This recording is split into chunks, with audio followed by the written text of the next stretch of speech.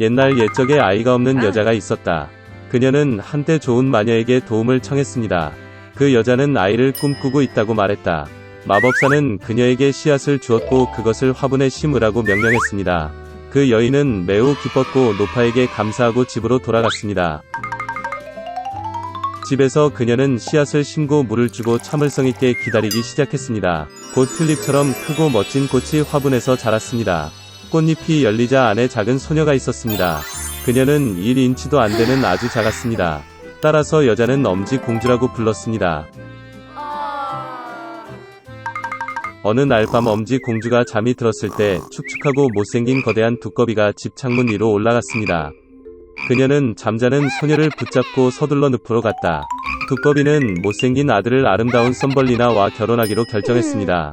그녀는 소녀가 달아나지 않도록 넓은 백합이 위에 강 한가운데 그녀를 심었습니다. 아침에 썸벌리나는 잠에서 깨어 집에 있지 않지만 주위에 물이 있다는 것을 깨달았습니다.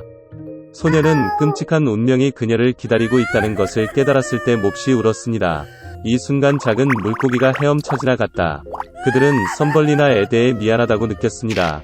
그들은 백합의 줄기를 갉아 먹었고 잎은 소녀와 함께 흐름과 함께 떴다. 큰 딱정벌레가 지나갔다. 아름다운 소녀를 본 그는 그녀를 붙잡고 그녀를 나무로 데려가 친구들에게 소개했습니다. 그들은 모두 그녀의 아름다움을 부러워했지만 썸벌리나는 매우 못생기고 회사에 있을 수 없다고 말했습니다. 친구들의 압력을 받아 딱정벌레는 그녀가 못생겼다고 결정하고 소녀를 땅에 내려놓고 작별 인사를 했습니다. 여름 내내 썸벌리나는 숲에서 혼자 살았습니다. 그녀는 풀과 나뭇잎으로 요람을 만들었습니다.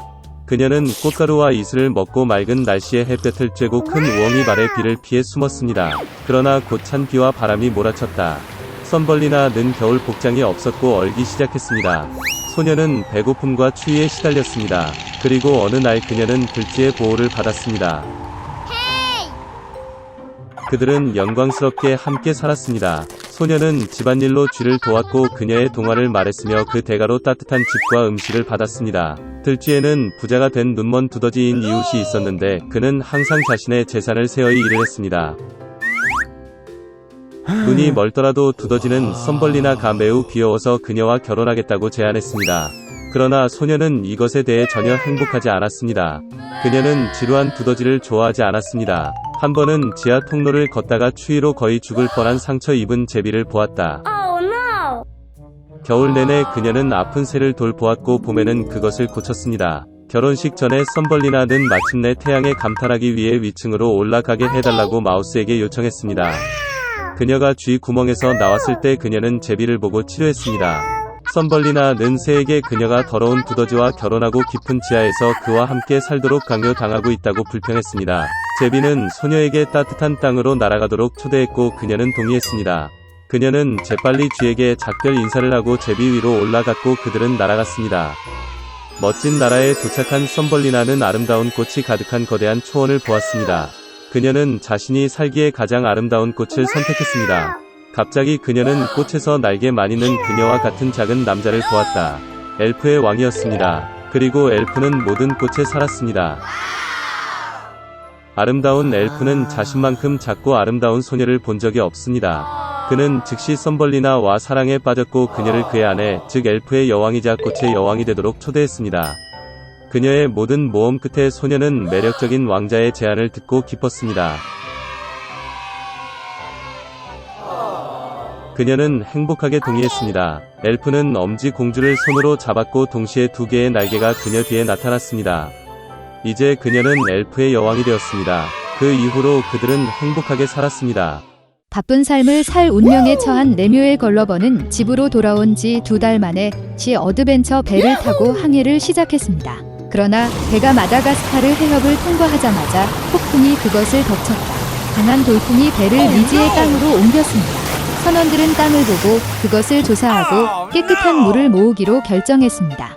걸리버는 선원들과 함께 해안으로 내려갔고 선원들은 섬 곳곳에 흩어져 있었습니다. 물을 찾지 못한 걸리버는 해안으로 돌아가기로 결정했습니다.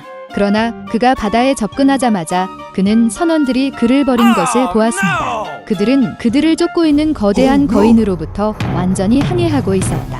겁에 질린 걸리버는 섬 내부로 돌진했습니다. 그는 귀가 큰 보리밭으로 달려가 거인의 땅에 있다는 것을 깨달았습니다. 걸리버는 쉬기 위해 앉았다. 그러나 숨을 쉴 시간을 갖기 전에 그는 자신을 밟을 거대한 발을 발견했습니다. 걸리버는 최대한 크게 비명을 지르기 시작했습니다. 그리고 거인은 그를 알아차렸습니다. 그는 걸리버를 손으로 들고 열심히 살폈고 작은 남자를 주인 농부에게 데려갔습니다. 농부는 걸리버에게 말을 하려고 했지만 그의 목소리가 너무 커서 작은 사람이 귀를 듣지 못했습니다. 그런 다음 주인은 걸리버를 집으로 가져왔습니다. 집에서 농부의 가족은 저녁 식사를 준비하고 있었습니다. 작은 남자는 거대한 쇠고기 조각과 빵이 놓여있는 탁자에 앉아 있었다. 그러나 걸리버가 빵을 떼어 내기 전에 농부의 아들은 빵을 거꾸로 잡고 흔들기 시작했습니다. 그는 걸리버를 장난감으로 착각하고 입에 넣으려고 했습니다. 그런 다음 아버지는 큰 소리로 아들을 위협하고 작은 남자를 더 조심스럽게 대하라고 요청했습니다. 나중에 농부의 9살 난 딸은 걸리버를 위해 침대를 만들고 옷을 꿰매고 거인의 언어를 가르쳤습니다. 소녀는 걸리버에게 난쟁이 유를 의미하는 그릴드리그라는 이름을 주었습니다. 그는 그녀를 유모라고 불렀습니다. 걸리버는 다른 거인들 사이에서 큰 관심을 불러일으켰고 농부는 돈을 받고 박람회에 그를 보여주기 시작했습니다. 그러나 빈번한 공연은 걸리버의 건강을 약화시켰습니다. 그러자 농부는 그 작은 남자를 행복하게 여왕에게 팔았습니다. 그래서 걸리버는 궁전으로 옮겨 왕가의 사랑이 되었습니다. 그러나 더 이상 왕국에서 가장 작은 사람으로 여겨지지 않은 궁정 난쟁이는 걸리버를 싫어하고 가능한 모든 방법으로 그의 삶을 망쳤습니다.